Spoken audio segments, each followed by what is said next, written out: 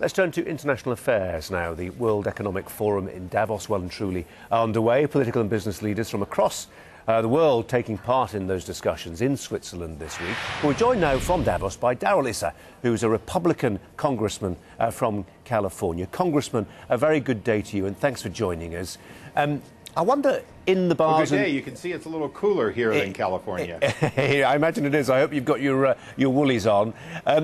There's been a lot of talk in the bars, we're told, in the restaurants, in the meetings, on the sidelines there, about this speech given by Britain's Prime Minister David Cameron. And I'm wondering, really, from your perspective, as a congressman, as a Republican, as an American, watching what the Obama administration's had to say, perhaps in terms of coded warnings towards the Brits, should they leave the European Union. What's your view on that? How much of a danger is it for American interests if Britain goes it alone in Europe? Well, I think conservatives in the United States are generally going to feel that you can't get a good bargain if you're not willing to get up from the table. And for Britain, demanding that the European Union live up to its mandate, particularly as to its weak sisters, so that the Eurozone be what it promised to be, I think is a worthwhile one. And I think a lot of conservatives are going to support the Cameron government in 2015 if they put it to a vote, because, in fact, Britain has been, to a great extent, a force to say you can't just be a gathering place for people to claim they're united. You've got to start doing the right things. And, you know, it was controversial when Britain didn't enter the Eurozone for purposes of a common currency. But as I think every Brit knows, it was a darn good decision. Yeah. And I'm guessing you would take the view, particularly as somebody who's, you know, pulled his socks up and been a very successful self-made businessman yourself, that those supply-side reforms that David Cameron wants to see for the whole of the European Union, bringing in some of that flexibility that he talked about, is a good thing. Oh, absolutely. Look, any kind of a move to more conservative values has to be tempered. There has to be a pace to it.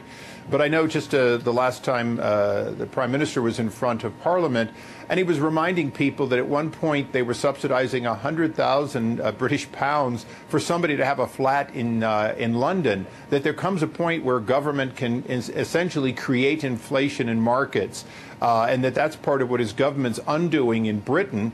But you can imagine if you go to Greece, the kind of excesses that have to be unwound. And I think that's part of what people throughout Europe have to come to grips with, is you look at home at your excesses, but you can't begin to understand what's going on in Spain and Greece and other countries that have not had to face the realities of living up to the obligations of the common currency. I wonder, Congressman, what people are bending your ear about in Davos. I mean, I'm wondering in particular in terms of defence spending right now. I say that in the light of what's going on in Mali. The French are going in, the Brits are offering some support. And the Americans seem pretty reluctant, for reasons that have been well ventilated before, to get stuck in there. There seems to be that shift in focus by the Obama administration, doesn't there, away from the old Atlanticist relationships towards the Pacific Rim, the rising threat of China, all the rest of it. Is that something people are pressing you about?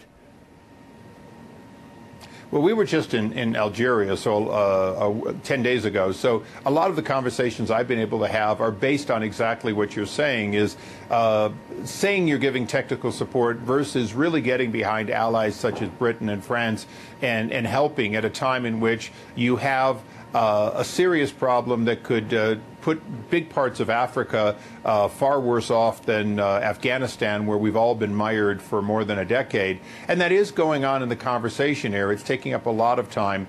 But remember, this is an economic forum, so a lot of other things play sort of in the bar scene here. One of them being, where's America really going on the fiscal cliff?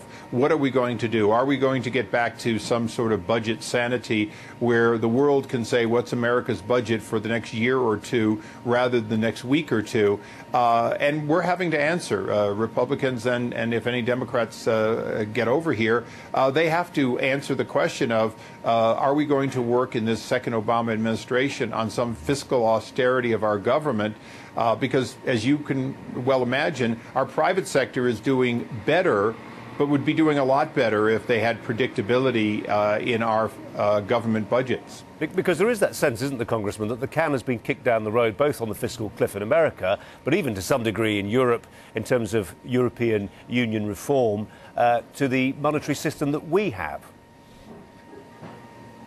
Oh, absolutely. And just before you came on, I was listening to an economist talk about weak players not falling by the wayside. Well, this is one of the problems we've had in the U.S. You know, our Federal Reserve, our central bank, continues to artificially keep the interest rates low. We continue to bail out, if you will, weak sisters, and it's causing a lot of money in the United States, trillions, to be on the sidelines. It's good for anyone that wants to borrow because the rate is low. It's bad for people who want to expand their businesses because the very companies, the large companies that you would also have as customers, they're for the most part paying down debt, improving their balance sheets, but not making investments in the U.S., no longer making them in Europe. And as both sides of the pond realize, we're targeting China and other developing markets, and those are smaller markets, so we don't need as much cash to grow there. Again, money sitting on the sidelines, that means that workers are sitting on the sidelines. Darrell Issa is a Republican from California. Congressman, very good of you to talk to us today. Thanks a lot.